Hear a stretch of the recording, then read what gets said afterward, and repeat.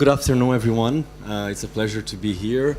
I'm going to ask you a question before we start the session. I'm always afraid of asking this question, depending on the audience that I have in front of me. But how many of you have heard of Nowness before? Great. Great. I'm very happy to see that. The idea that I have for today is to talk about something slightly different. It's to talk about how luxury brands and brands overall are communicating, how users are reacting to it, and what are kind of options and solutions that are available to them.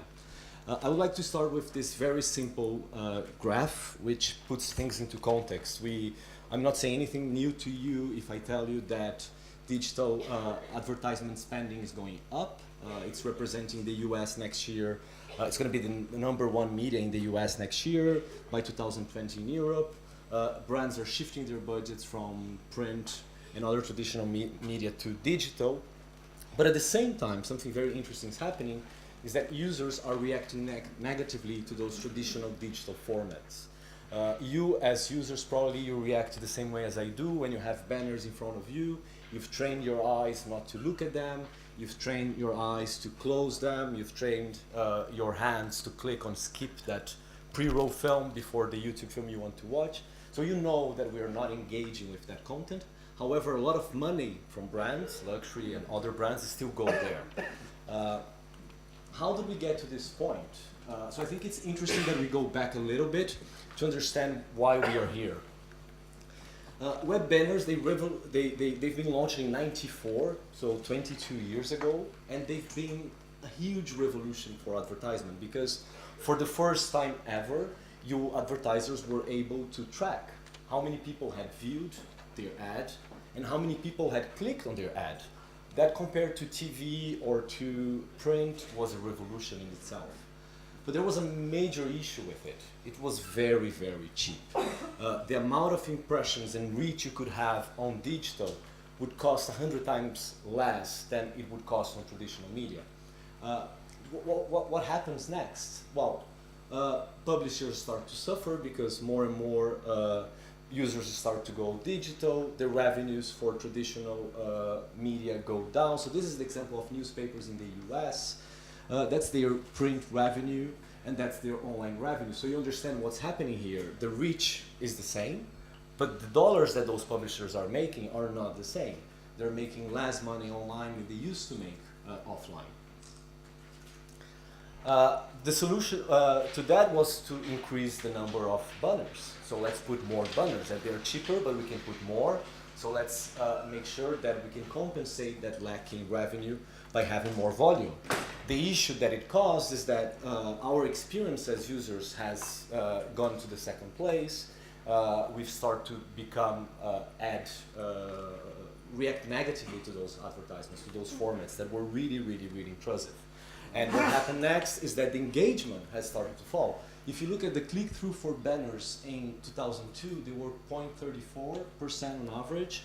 In 2011, they were 0.07. Today, they're 0.05. So that creates an issue. I mean, we have the impression we are communicating, but actually nobody or very few people are engaging with the assets that we're putting out there.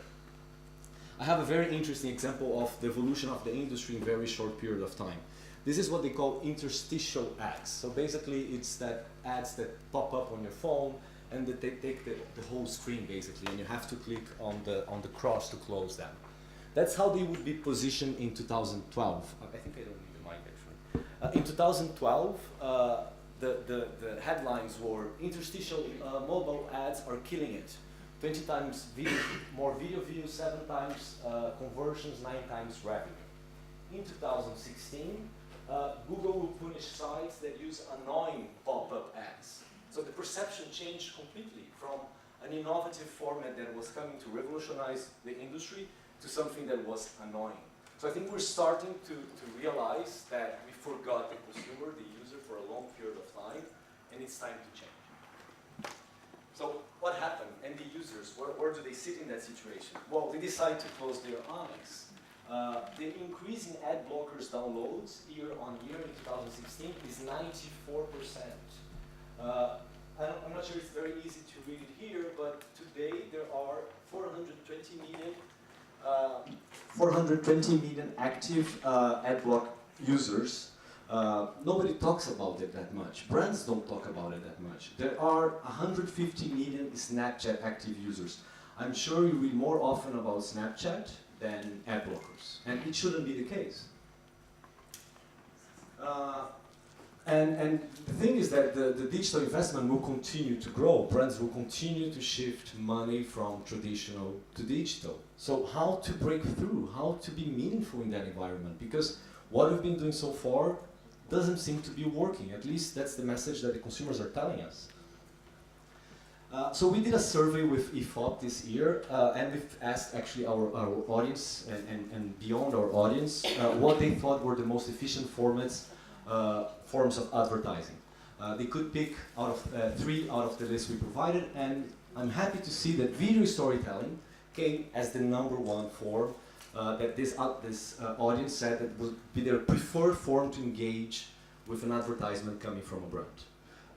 That's really exciting, and I think that's really, really exciting, especially for luxury brands. Because luxury brands are in the business of telling stories. That's what they've been doing for centuries, and that's what they should continue to do. But they need to find ways of telling stories that will retain their audience, to engage with them, and that will be meaningful. The good news, again, for those brands is that they have everything it takes. They have very strong brand values. They have very strong DNAs. That's really, really important when you're trying to tell a story. They have access to amazing talent. If you think about their designers, if you think about the photographers, filmmakers they work with, ambassadors, models, actresses, they have access to that talent. At Nowness, we think that to tell stories that are engaging and that are meaningful to the audience, you have to respect a few criteria and a few values. Creativity, for sure. Brands have to be creative, and again, that's something that luxury brands are. It's in their DNA to be creative brands. They have to be authentic. I think that's really, really important. I think brands should be very true to who they are when they're communicating and when they're telling stories, because our bullshit detector has become very, very, very good. They have to inspire people. They have to inspiration. I think that's really, really important to build this desirability that consumers should have towards your brand, and it's very linked to inspiration. They have to innovate all the time, because the world around us is innovating all the time, and as a luxury brand, you should be leading that way as well. And you have to take risks, and I think that's really, really, really important, and maybe that's the bit where luxury brands could do a bit better. At Nowness, our main value is daring, so it's taking risks, and we do that all the time. We get a lot of times wrong, because we create films that we thought would be amazing. Sometimes we go too far, sometimes they are not engaging enough. But by taking risks, we're learning along the way and improving the way we're telling stories. So just to give you an overview of the things we do, I have a very short show reel that shows, it's a compilation of the films we do, and I hope that those values will come across through that show reel. Oh, before that, the final message here is that I think brands are moving from a business where they were shouting very loud, because that's what advertisement used to be. You're watching TV and you have 30 seconds to shout very loud your brand message. You're on the web and you have to shout very loud to have your banner clicked or your social media post to be clicked. To another business, which is the attention retaining business. That's a very different business. You want users to come to you, you want consumers to come to you, and instead of going to them and pushing your message to them. To get them to come to you, you need to tell stories that are meaningful to them, that they are excited about. I think the first question as a marketeer is, would I, as a user, would like to watch that film? Do I find it interesting? And put on the side a little bit what the main brand message is. You can find ways of telling that message, but most of all, the story has to be interesting. So that's the Nowness show reel now.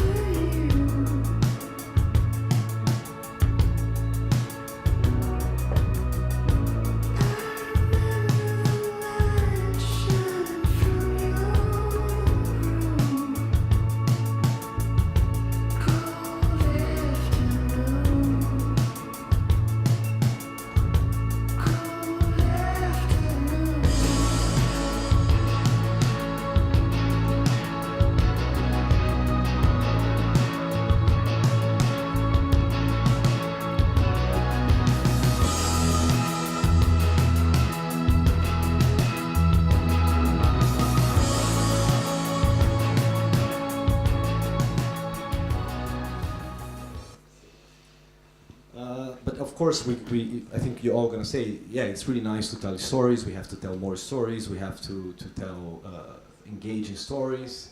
But how do we measure success? So, of course, we have to, and we have all the tools to measure success. We're measuring clicks and impressions 20 years ago. Today, we can measure way more than that. I think the question that we should ask ourselves is, what is the right KPI when we're talking about storytelling? And my fear is that there's still a very strong legacy from brands and marketeers out there from '94, from the web 1.0, where impressions were the main measure of unit, because that's how we would measure the performance of a banner campaign, for example. I did the exercise to go through some of the YouTube channels of top brands in their respective industries. And I've identified a few examples of what I mean by that.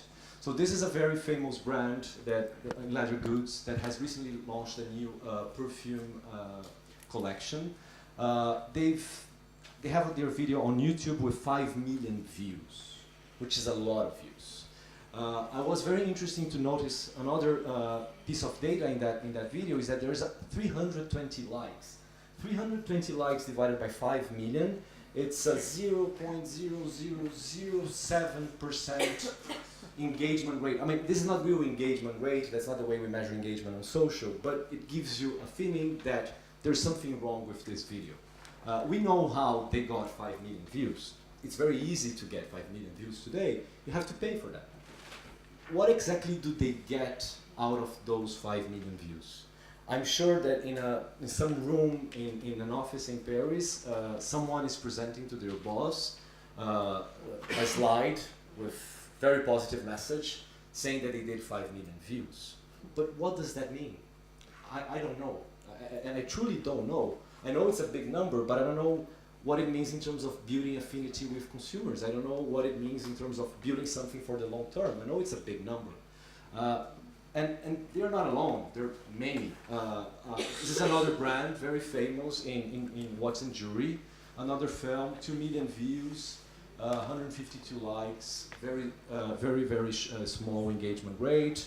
Champagne brand, 2 million views, very little engagement. At Nowness, we believe that we should make engagement your main KPI. As a brand, that's what you're looking for. You want consumers to engage with the stories you're telling, so you can build long-term affinity with those consumers, especially luxury brands. Luxury industry is a long-term business. It's not a short-term business. So why, in your advertising campaigns, you're focusing on short-term? It makes no sense. At Nowness, we're very proud of this number, 2 minutes 33. 2 minutes 33 is the average time our audience spends on our films. We have films that on average have 4 minutes and a half, which means the completion rate, I'm getting very technical here, but you get the message. The completion rate is 60%. So on average, our audience is watching at least 60% of our films. If you are familiar with Facebook and YouTube, and if you've looked at their analytics, and if you are a luxury brand, and if you bought pre-roll, or if you boosted your video posts, you know that this kind of completion rate is unseen in other platforms, because you're pushing that content to them. They don't want to see that video. I'm on YouTube, I'm going to watch something about, I'm Brazilian, I love soccer, I'm going to watch some goals on YouTube. I don't want to see an ad before those goals. I won't engage with that. However, that's going to count as a view if I forget to click on skip the ad before the 5 seconds. So my message to brands every time I meet with them is focus on the time consumers spend listening to your stories. That's the real measure of success for a campaign. Okay, so what about reach? Well, then you multiply your impressions, your views, by the average time spent per video. And then you have the number of hours you've engaged with your consumers. And that should be your KPI, because sometimes a 50,000 view campaign with a very high completion rate might be more successful than a 5 million view video, because you bought that traffic.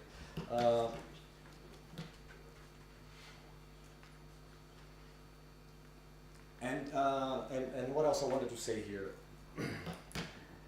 So, and that's a conversation that we have very often with brands, that the only way for them to drive that achievement is to tell stories that have three single things. And that's the kind of values that, again, we carry at Nowness, and I'll finish with a film, and we open for questions if you have any.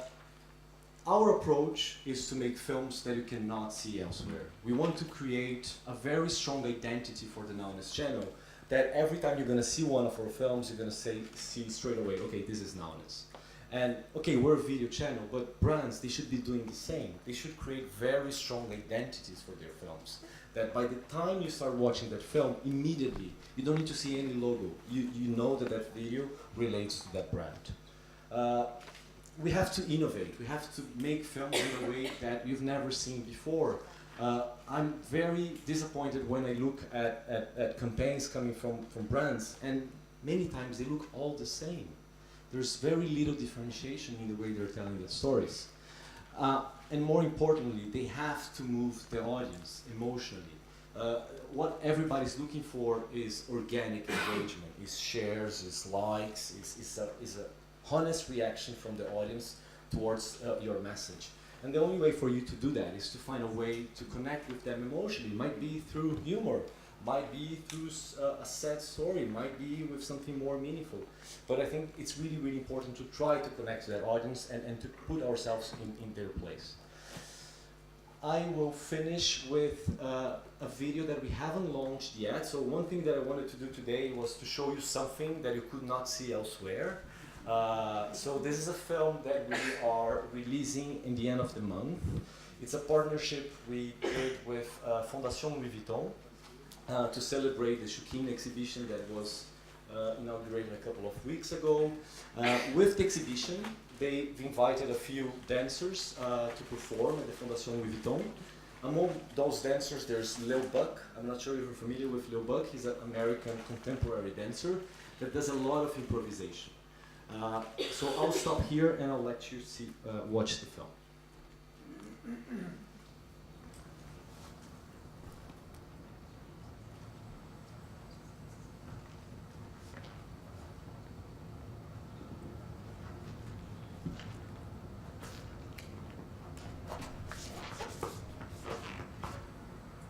I was born in Chicago, raised in Memphis, Tennessee. Didn't start dancing until I was like 11 years old. The dance style I do, it's a dance style that started with Memphis underground rap music. And that music, the way it was produced, gave us a certain balance. When I was around 16 years old, I got into ballet. We made a deal with this artistic director. We would teach hip hop and then they would teach us some ballet, and that's how it happened. As performing artists and as dancers, we see everything as art.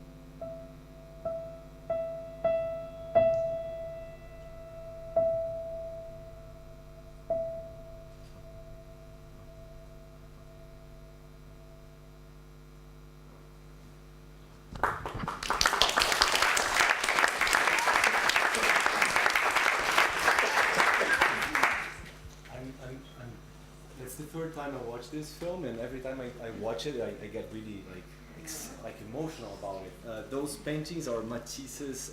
That's the final one is a big Picasso. It's bringing together the world of art with dance, with architecture in the Frank Gehry building.